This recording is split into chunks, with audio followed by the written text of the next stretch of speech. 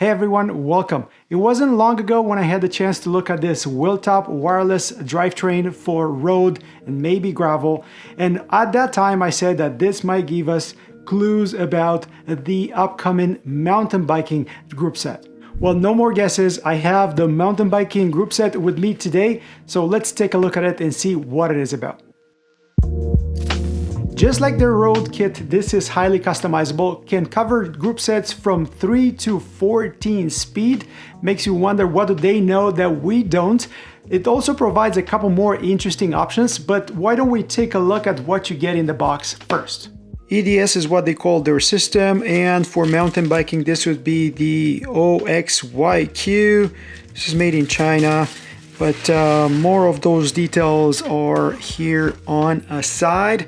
And you can see the first one up top is the one that I have, OXYQ, the SGS, the longest cage that they have for the derailleur. More about that later. And again, a serial number at the bottom. Here on the back, the contents are listed, and you can see they have a couple more pictograms talking about compliance, recycling, and things like that. The important stuff is in the box, and you can see a little manual, and as you open it, that's the QR code to their EDS app. More about that later. Inside here you're gonna see a quality control stamp. Look at that. Here it is. Not a whole lot in this box because all we have is the rear derailleur. You have the shifter right in here, and in this little bag we're gonna get just a charging cable. Just curious. Look at that. That's already connected with each other, so it works straight out of the box. That's definitely a plus. Right on the parallelogram you see the EDS OXYQ. That is made out of aluminum, or it looks like it. You can see here the big mama bolt attaching the derailleur to your hanger, and here at the back you have one is the contacts for the battery charger. Battery that seems to be part of this big block of plastic, so the battery is not removable. I know we hoped that it would be removable, just like it is for the SRAM AXS. Now, this is a fairly big battery, giving us 800 milliamp as compared to the SRAM battery, which is only 300 milliamps. Now, this might mean that the battery on the Wheeltop derailleur will last longer. Unfortunately, it's hard to tell if that's going to be more than the 25 hours provided by SRAM. And I mentioned the charging port being right here. Obviously, you're going to have to charge this on the bike, and the cable is fairly long for that, and it only connects one way. You can see a tiny LED lighting up over there. I assume that would turn green once it's done charging. And you can also see the wireless LED blinking blue. That usually means Bluetooth access. And just like with the old AXS derailleurs, you do have limit screws here. I assume that's just for safety reasons because you don't really need those. What you're definitely going to need is the B-gap adjustment, and you see that right here at the top. This big knuckle is actually hosting their clutch, and they talk about this being adjustable or self-adjusting depending on the cassette cog that you're in. As you're pulling on the cage, you can definitely see that tension increases. Now, I don't know if that's very different than how other systems work, but the fact that they have a clutch is definitely great. I just hope that this is strong enough for a 12-speed drivetrain and prevent that excessive slapping off the chain. On the cage itself, you see EDS again, OX. This seems to be made out of aluminum. You have a 14-tooth jockey and a 12-tooth jockey or guide pulley up top. Jockey wheels are more similar to Shimano than SRAM, in which they don't have narrow wide profile teeth on either one of the jockeys, and they are rolling on bearings. Very nice and stable here, no play in them. Unique for this EDS-OX derailleur though is the fact that it comes in different cage lengths. This being the SGS 93 millimeters cage that would swallow a 10 to 52 tooth cassette no problem.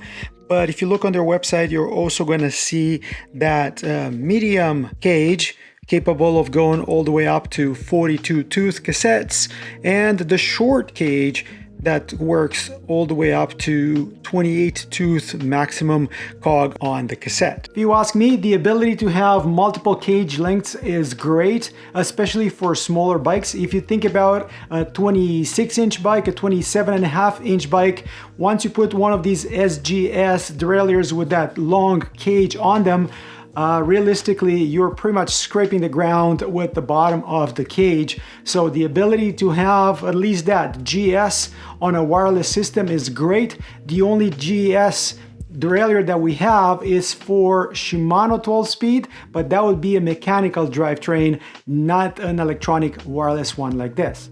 And the last thing I wanted to show you here is the weight of this SGS derailleur. 390 grams.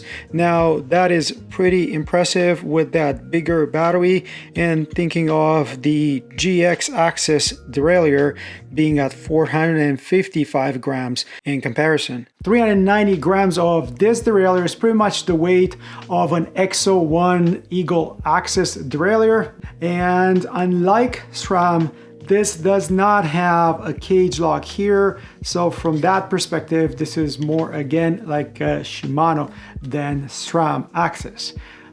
That's pretty much it about the derailleur, so pretty impressive weight. I don't like the fact that the battery is not removable, but I think that has something to do with patents.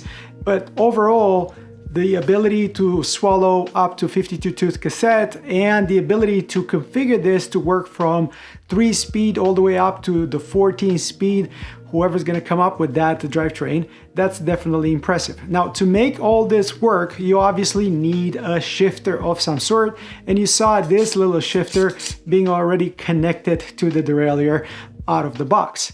Let's take a look at it. And I'm going to start with the weight of 68 grams, including that bar clamp, because that's pretty much the weight of the old generation Access shifters. But from a design standpoint, this is very similar to the new Access pods, the T-type transmission shifters.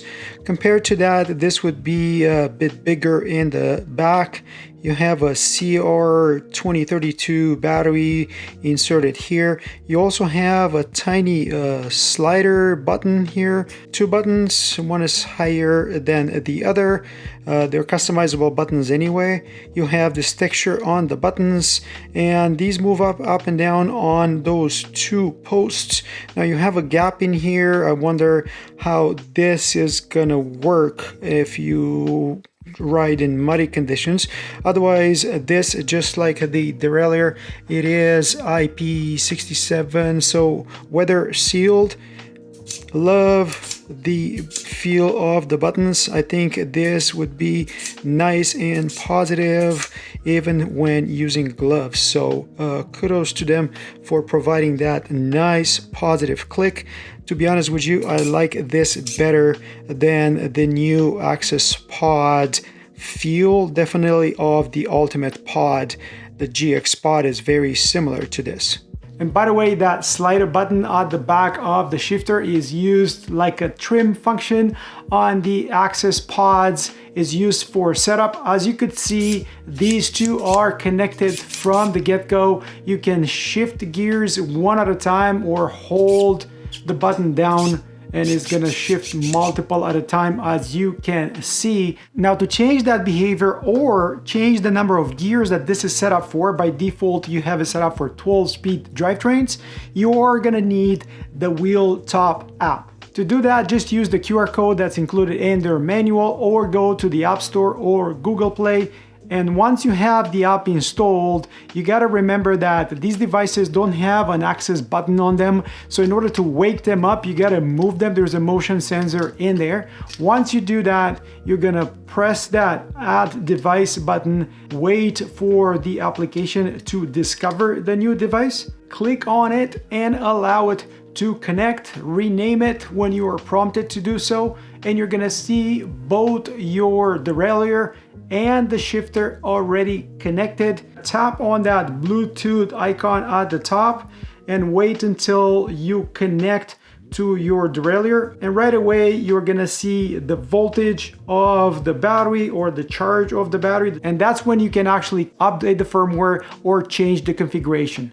And I agree with you, some of the English translations of the menus are not the best. However, if you need immediate help to understand what they are about, click on that top right corner question mark help button, and in there you're gonna see each feature described with instructions on how to use it. As for the full installation of this group set, I don't plan to do it in this video, which is already quite long, but to be honest with you, I would use the GX Axis video that I already have on my channel. I'm gonna list it up in the description. And the only thing that might not be well documented is the B gap adjustment. And even for that, I would use the info from that video that I just mentioned. Now, this is gonna get installed on the bike behind me, hence the change in scenery, and I will definitely do a follow-up video for this mountain biking group set, wireless group set that doesn't come from SRAM, believe it or not. And I'm wondering if you guys have any questions for me in regards to this. And for those of you wondering how I even got these products, yes, Wheeltop sent them to me, and no, they didn't ask me to say anything good, bad, or ugly. These are entirely my impressions or first impressions of their wireless mountain biking group set. Remember, I asked for this ever since I saw it in Seth's video. So yes, there's other people in the industry that got samples of this at some point in their design cycle. So do you guys have any questions for me in regards to this? What do you think about a wireless group set that doesn't come from SRAM? Would you buy one of these to install on your bike? What about e-bike? Let me know in the comments below. Hope you found this useful. If you did, don't forget to like, subscribe, comment, and until next time, hope to see you folks on the trails. Cheers, guys. Cheers.